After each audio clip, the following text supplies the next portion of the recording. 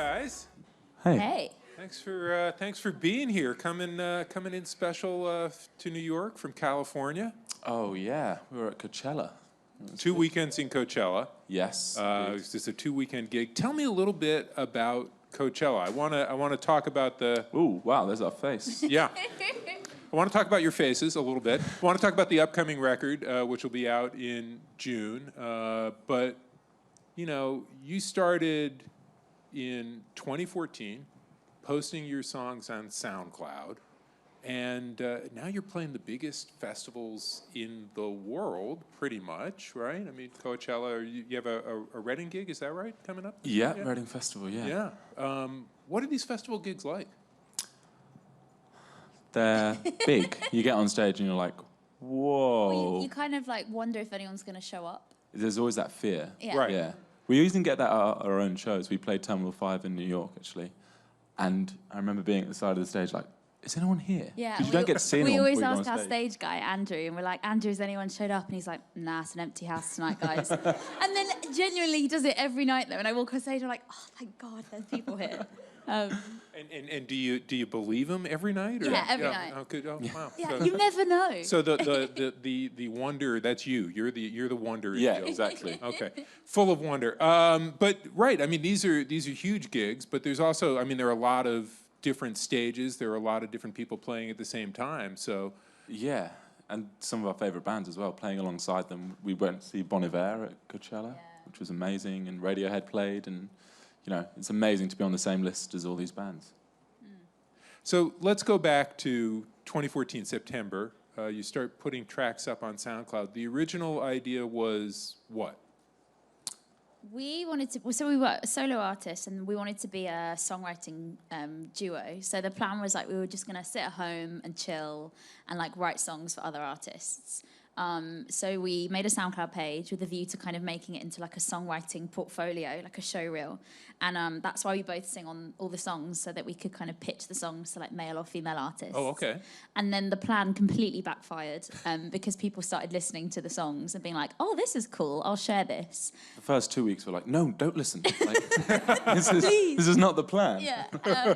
And then the plan backfired even more when people were like, you should put out an album of all these songs. And the original idea was you were going to hold yourselves to putting up one song every month. Yes, exactly. Yeah. And had you stockpiled the songs beforehand, or were you like, we got that one up, No. we got 4 weeks to get another one written? That would have been the better idea to just to stockpile a few. Yeah, but no, with the pressure was on every month. Right. So you were writing to deadline each and every month. Yeah, yeah. When you were first getting involved in this project, you're thinking it's a songwriting portfolio. What did you want to have happen to the songs? What kind of artists were you thinking might react to these, sing these songs, perform them? Like anyone at the time. I was like, anyone take them back. Karaoke would have done. That would have been nice, and now it can. Perhaps now can't I was happen. actually at a karaoke thing with my friend the other day, and our song came on. I just had to walk out the room. Oh, no. It was... That's had to so leave. awkward. Yeah, very awkward. So, yeah, fully backfired. It's like the inception of karaoke. So it started in 2014, and it just keeps getting worse. It just continues to backfire for you. No, but seriously, what were you talking about? What kind of songs did you want to write? What music were you each drawing on? What were you bringing to the collaboration at that point? I guess we always made music ourselves for cathartic reasons. So for me, writing songs as a solo artist was such a personal thing, and it was a way that I could internalize stuff that was happening. And then when I met Anthony, it was more like, let's write songs for other people. So like a lot of the O Wonder songs from the first record are all about characters, or that we invent these narratives in these worlds which aren't about us because they weren't personal songs necessarily. And I don't know who we would have necessarily pitched them to. My dream was and still is, I want to write a song for Rihanna because she just gets given the best songs. She's tried a few times. I'm saying it on every interview, so Rihanna, if you're watching, I can write a song for you. She usually does. Yeah. No. I know she tunes into this. Yeah, so, yeah. You wrote a song called Shimmy. Shimmy Ya. Shimmy Ya. I'm telling you, watch out. 2 years, someone's got to pick it up. It's one. I remember you sent it to me. I was like, yeah, it's really good. No, it's one of the best. So it was a song, I was pitching it for Chris Brown, and he ended up not picking my version. So there's a song out there by Chris Brown, which is a second-rate Shimmy Ya, in my humble opinion. But Anthony tells me... The same title, but a different it's like song? the same instrumental, so I wrote like the tune and the melody. Oh, the top for it. line. The top melody. line. So they didn't like it. No because shimmy. Anthony said it's terrible. I'm convinced there's a gem in there. If you ever hear a song called Shimmy, it's because of her. Show me how you shimmy, yeah. It's so good. That's going to be the fifth I'm Wonder copyrighted that. album Yeah, when yeah. we're scraping the barrel for songs. Okay. Yeah. Yeah, no, that's wonderful. Thank you. Yeah. I feel for you. You each were solo artists, or you were with a band before this. Yeah, Is that- I've always been in different bands. And how different were your styles when you first met? What made you want to work together? I guess we've always had totally different backgrounds growing up. So Josephine played classical piano from super young, and I grew up in bands and songwriting with my uncle when I was a kid. So yeah, I think when we met, we could kind of draw from two totally different backgrounds, and that was really exciting, I think, because we'd never worked with people who were so different from each other that actually when we gelled and made songs together, it was this awesome kind of chemistry. Yeah. Both of us were bringing totally different things to the table, so there was no competitive element to the writing, no ego. It was just like, you can do what I can't do, and I can do what you can't do, so let's join forces. Well, you're both bringing complementary things to the table. How would you each describe? How would you describe what Anthony's bringing to the table? Besides the well coiffed, The hair. yeah, the hair. Yeah. It's a strong wig. Anthony brings a lot of weirdness to our lyric writing, and he thinks very outside the box. He's very creatively off, which is incredible because it's difficult, and not instinctive to write like he does. And he's an incredible producer, and he can hear a song in his head. Even when we're sitting at a piano playing it, he'll know exactly how that's going to end up sounding on the radio. He can just hear it. And he says, don't worry, I've got this, Josephine. It will end up sounding good. I'm like, dude, no. Some of the way he gets there is so amazing. But yeah, he's a genius. I just throw everything at a wall and hope something sticks, and she finds that amazing. No, it's not. And Anthony, besides the shimmy, yeah. Yeah. What does Josephine bring to the table? She's incredible at writing chords, which I've never seen that in a person before. The way she can just sit at a piano. I don't have to do anything. When we're writing a song, I literally just sit there and kind of just like generally eating. And we sit at a piano both on one stool. It sounds very cheesy, but we sit there and she just writes chords and I just basically just go, yep. And she's like, cool. And that takes about 10 seconds. Then we've got a song within 2 minutes sometimes because she's so quick at writing amazing chords. So, and classic chords as well, chords that have been around, like people like Carole King playing them back in the day, like songs that make people feel something. So, well done. Thanks, dude. It's very touching. So the first songs you put together, you're sitting side by side, you're writing, you're putting these songs up one at a time, you're getting this great reaction. You were recording them at home, is that right? Yeah, we had a little home studio,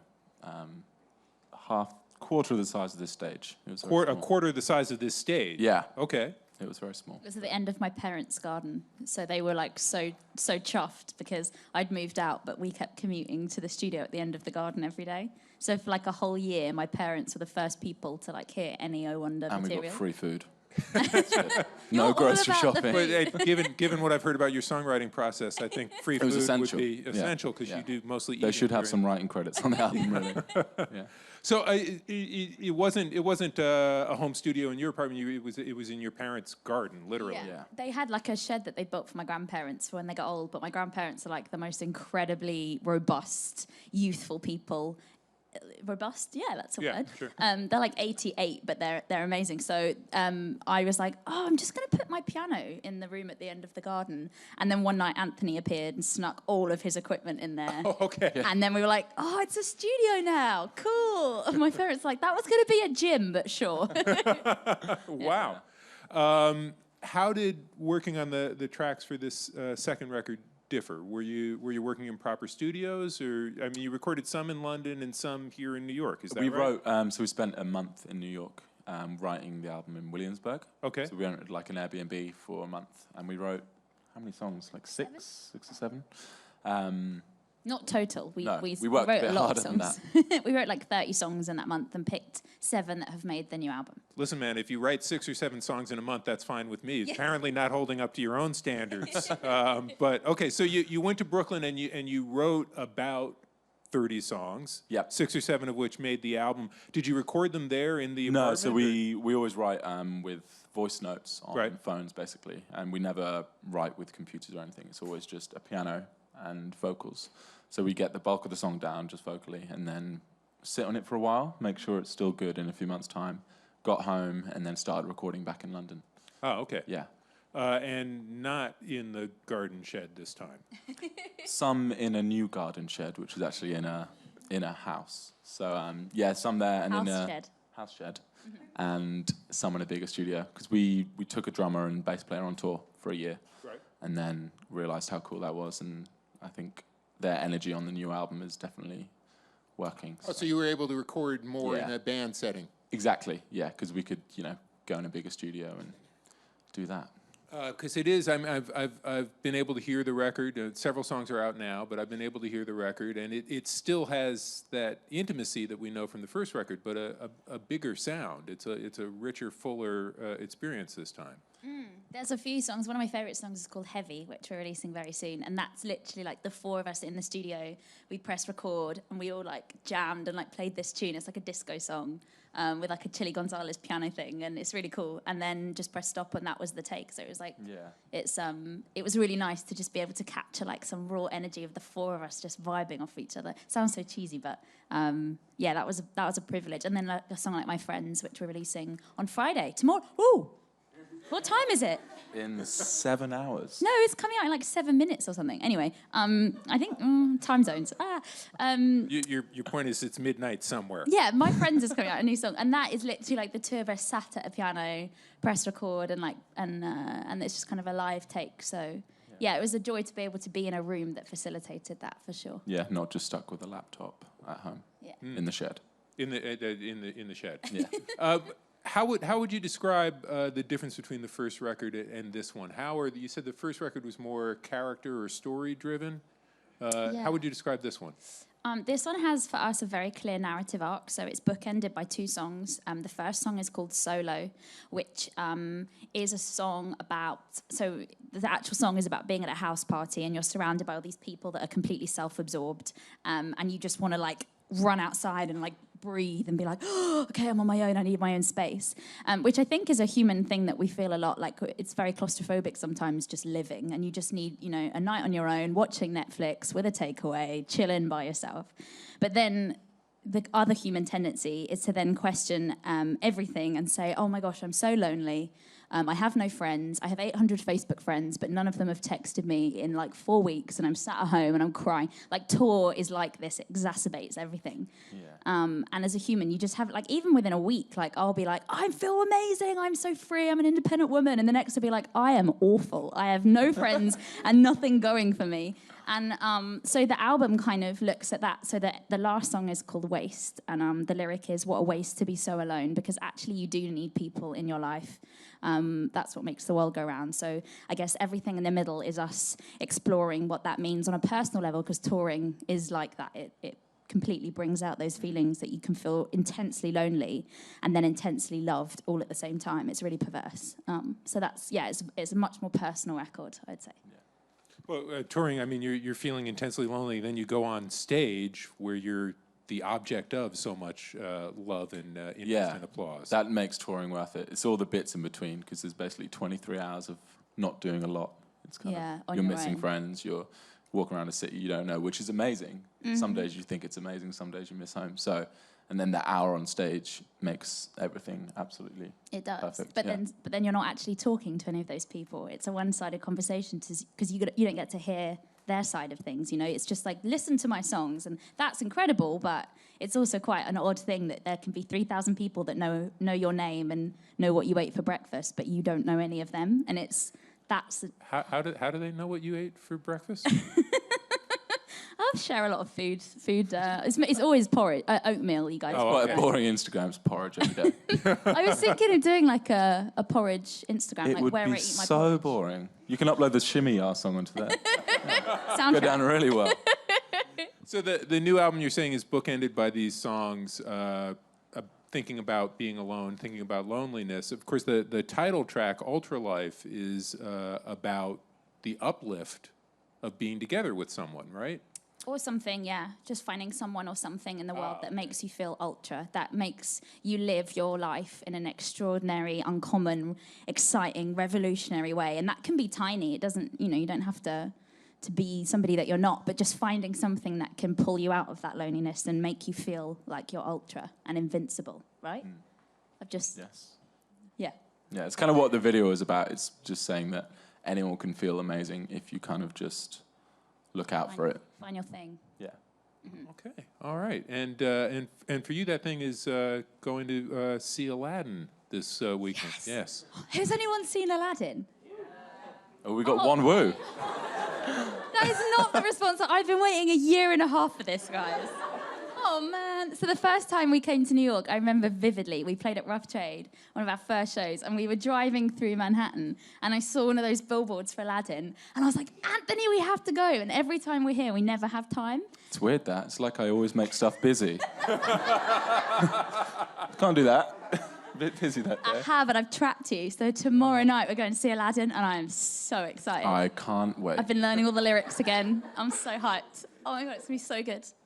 And did you tell me your mom was in musical theater? Or? Oh, yeah, she's a drama teacher, so we grew up singing songs from musicals as kids, so it's a You big... said we as if it was me. I didn't.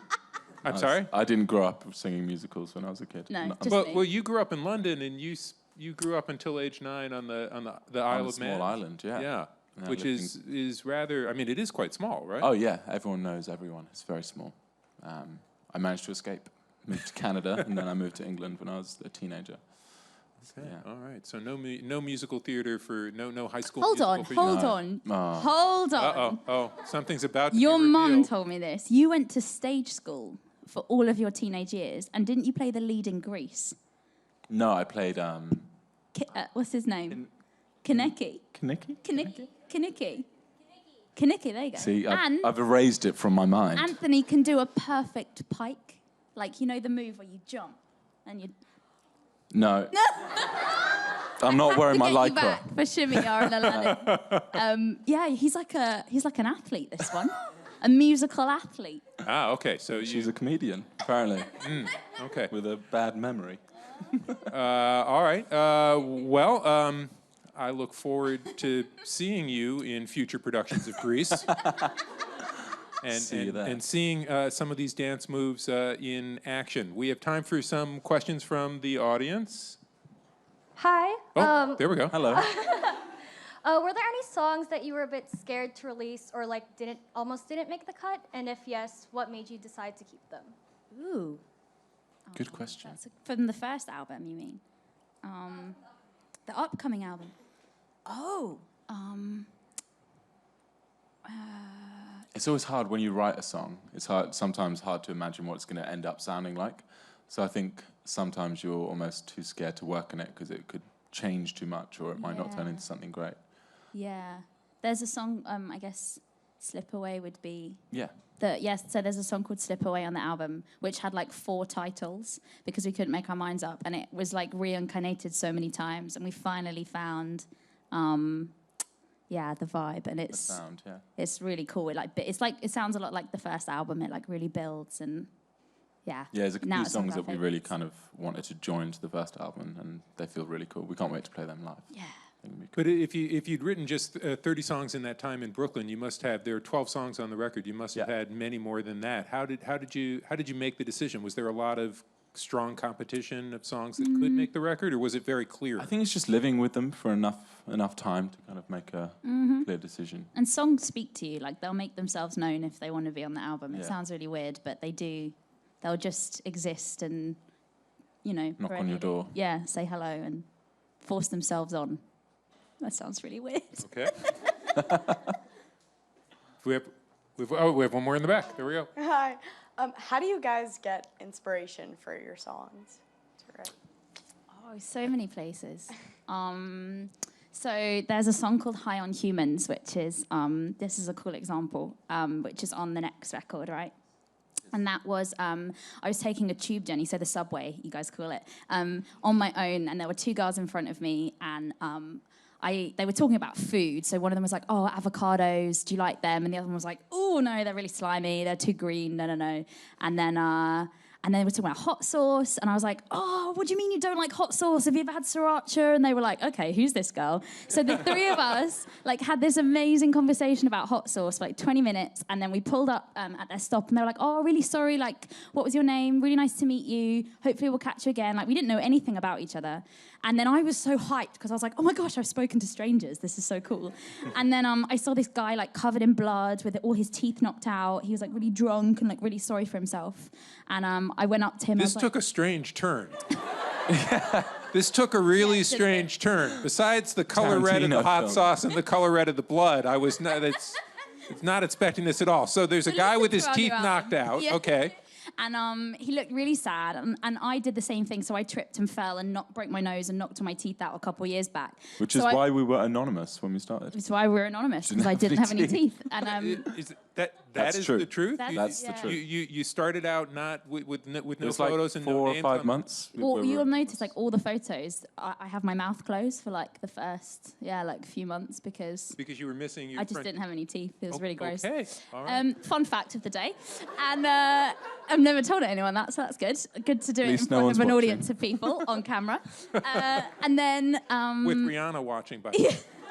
hey Riri. Yeah, now she knows. And then I went up to the guy and I was like, oh, I'm really sorry. I noticed that you've knocked your teeth out. I just want to let you know that happened to me. You'll be absolutely fine. Just go to the dentist. They can work miracles. And he was like, oh, thank you. And then this other guy pipes up. He's like, I broke my nose and I've got this bump here. And all of us were just chatting about our injuries. It was really weird. And then and I was so hyped on this amazing interaction with strangers and random people. That I called you on the way home and I was like, Anthony, I'm high on humans. Oh my God, this is amazing. And I sang this little voice note into my phone, which was like, I'm getting high on humans. It was very creepy. Dun, dun, dun, dun, like this. And then the next day, we wrote a song called High on Humans. So my point being, inspiration comes from the weirdest places. I want to say other artists and stuff, but it's just random people on the subway, basically. We've got time for one more. I was just wondering where you came up with your band name. Just the name of your band. So we were called Wonder Wonder when we started out, when Josephine had no teeth. And then there was a very similar band name from a band in Australia or something. And basically, overnight we had to change our name, and otherwise we would have got sued. So we were dressed up as Lennon and Yoko Ono at a house party. It was Halloween. Halloween, yeah. Yeah, not just It's a weird thing we do. And we had to basically find a name overnight. So we had a few drinks. Yeah, we had Wonder Wonder music. Oh How We Wonder, Wonder If We Wonder. Wonder No terrible, Teeth. Wonder where my teeth are. Yeah. That would have been way better. That's a good band name. I actually had to pick up her teeth from the floor. Why are we talking about my teeth? Anyway, and then someone was... Did you save them? Yeah, but I've made them into a necklace. I wear, I wear it every show. That's not creepy at all. Not creepy at all. Oh. Wait, okay, so you had a lot of bad names. A load of bad names. And then I think one of us just went, oh. And then the other one went, oh, Wonder. Oh, Wonder, let's do it. And we literally just changed our name there and then on SoundCloud. But we're really... Yeah. So there you go. But we're really happy now because I like the O and the W. 2 W's would be, Yeah. clunky. Yeah, exactly. Yeah. Yeah, exactly. It all goes Yeah, back full to circle. It all goes back to the losing of the teeth. Oh, no. There we are. All right, well, guys, thank you so much. Thank Cool. you. Thanks for having us. Thank you, guys.